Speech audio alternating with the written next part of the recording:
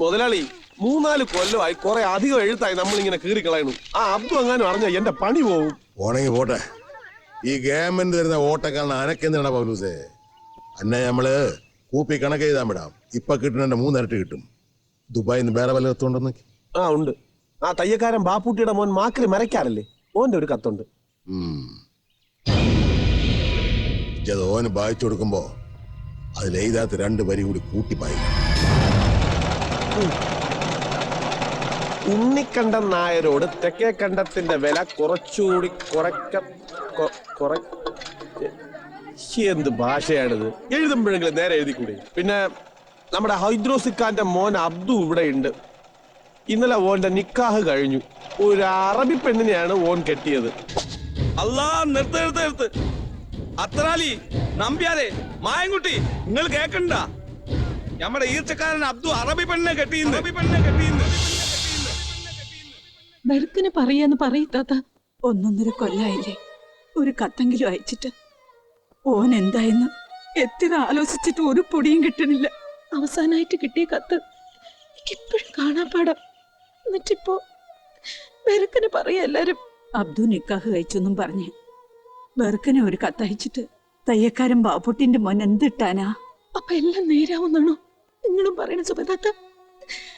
അബ്ദു ഞമ്മളെ മറന്നു. അബ്ദു ഞമ്മളെ വേണ്ട.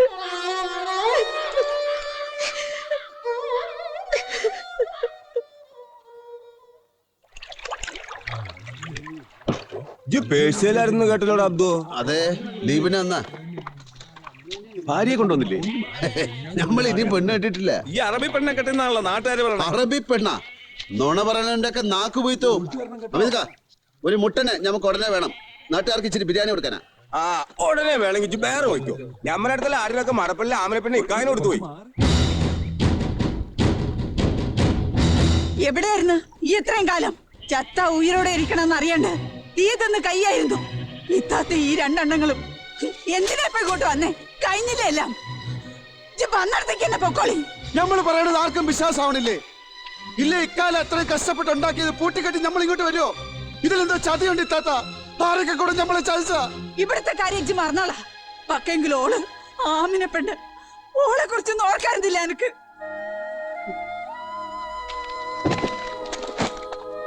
ഇത്രയും കൂടെ കാത്തിരിക്കായിരുന്നില്ലേ? ജോളെ കുറ്റം പറയണ്ട. എന്നും ബേലിക്കിൽ വന്നെന്ന് ചോദിക്കരുത്. അബ്ദുവിന്റെ ബെവരം വല്ലതും ഉണ്ടോ താത്താന്ന്? വേറെ പെണ്ണിനെ കെട്ടിന്ന് നാടും മുയ്യനും പാടിയിട്ടും വെറുക്കണെ പറയണമെന്ന് ഉറക്കെ പറഞ്ഞ് കരയായിരുന്നു ഓള്. ഇനിയിപ്പൊ എന്തിനാ ഇതൊക്കെ പറയണ? എല്ലാം കഴിഞ്ഞ് മറന്നാളാ.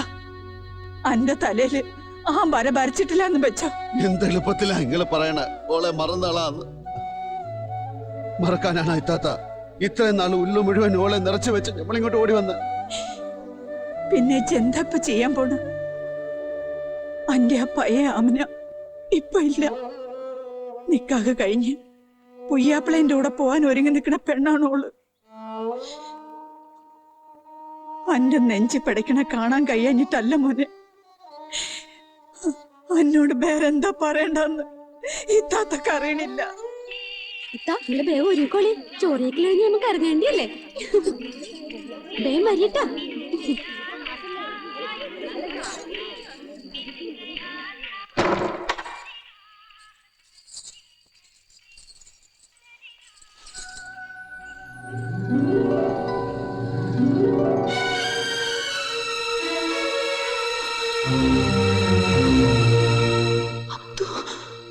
ആ പേരെനിക്ക് ഓർമ്മ. അതും മറന്നിരിക്കുമെന്ന് വെച്ചാൽ നമ്മള് പുതിയ എണ്ണായിട്ട് ഇച്ച് മുമ്പിൽ വന്നിരിക്കുന്ന ഒരു പടം നമ്മളെ കൽവിലുണ്ടായിരുന്നു. പക്ഷെ ഈ പല്ലുവിന്റെ പെണ്ണായിട്ട് ഇച്ചയിലേക്ക് കാണേണ്ടി വരും നനച്ചില്ല. നമ്മുടെ ഉള്ളിൽ ആദ്യം വരുമെന്ന് നനച്ച് പിന്നെ വരുമെന്ന് ചോദിച്ചു. പിന്നെ വരൂല എന്ന് പറഞ്ഞു. എങ്കിലെനിക്ക് എങ്ങനെ തോന്നി പെണ്ണെ ചേലിക്ക് കെട്ടി ഒരുങ്ങ? ഞങ്ങളൊരു പെണ്ണല്ലേ? ബാപ്പയമ്മയും പുരയിലുള്ളവര് പറയണത് തട്ടാൻ പറ്റും? വീണ ചെയ്യണ്ടെന്ന് കാലി പിടിച്ച് കരഞ്ഞു നോക്കി, പറഞ്ഞു നോക്കി, ആര് കേൾക്കാനാ?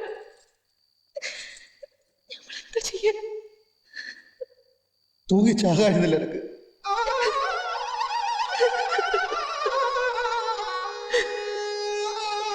ഇനി കഴിഞ്ഞിട്ടെന്ന കാര്യം അബ്ദുവിന് കരയാൻ തോന്നുന്നില്ലേ? ഇല്ല, നമ്മൾ കരയില്ല. ഇജ്ജ് നമ്മുടെ തന്നെ ഇപ്പോഴും നമ്മുടെ തന്നെ. പിന്നെന്തിനാ നമ്മൾ കരയണം? ആമിനാനെ കൊണ്ട് മാപ്പിളക്കൂട്ടം പോയതിന്റെ പിന്നാലെ ഇറങ്ങിയതാ നമ്മളും. ബൈന്ന് കൂടെ കൂടിയതാ ഈ ഉസ്മാൻ. കൂന്താലി കടവത്ത് വന്ന് ഇറങ്ങിയപ്പോ തോന്നിയ പുത്തിയാ ഈ കച്ചവടം. ഓളെ ഒന്ന് കാണാൻ വേറെ ബയ്യൊന്നും കണ്ടില്ല. മൊയ്തുട്ടി ഹാജീനെ മണിയറയിൽ കയറ്റാണ്ടോള് ഇത്രയും നാൾ ഓരോ ഒഴിവ് പറഞ്ഞു നിന്ന്. കാര്യമൊക്കെ ശരി തന്നെ, പക്ഷെങ്കിൽ നിങ്ങളെ രണ്ടാളുടെ മനസ്സിലെന്താണെന്ന് നമുക്ക് തിരിയണില്ല. പലതും വിചാരിച്ച് ഹാജിയാരെ നേരി കണ്ട് കാര്യം പറയാന്ന്. മനസ്സലിവുള്ളവനാണെങ്കിൽ മൊയ് ചൊല്ലി ഹാജിയാരോളെ ഞമ്മക്ക് തന്നാലാന്നും കൂടി കിനാവ് കണ്ടുപോയി. ഫസ്റ്റ് കിനാവ് തന്നെയാണ്. മൂന്നാം കെട്ട് കെട്ട് നമ്മളെ മൈമൂനാനെ ഒഴിഞ്ഞേരാത്ത ഹറാം പറഞ്ഞവനാണോ? ചക്കരമേലെ ഈ ചോട്ടനമാതിരി ഒട്ടിയിരിക്കുവൻ എന്റെ ആമിനാടെ മേലെ. ഹാജിയാർ ഓളുടെ മേലെ കൈവച്ച അപ്പ ചാവുന്ന ഓള് പറഞ്ഞിരിക്കണ. ആമിനാനെയൊക്കെ അറിയാം, ഓളത് ചെയ്യും. അതിന് എന്താ ചെയ്യാൻ കണ്ടിക്കണ്?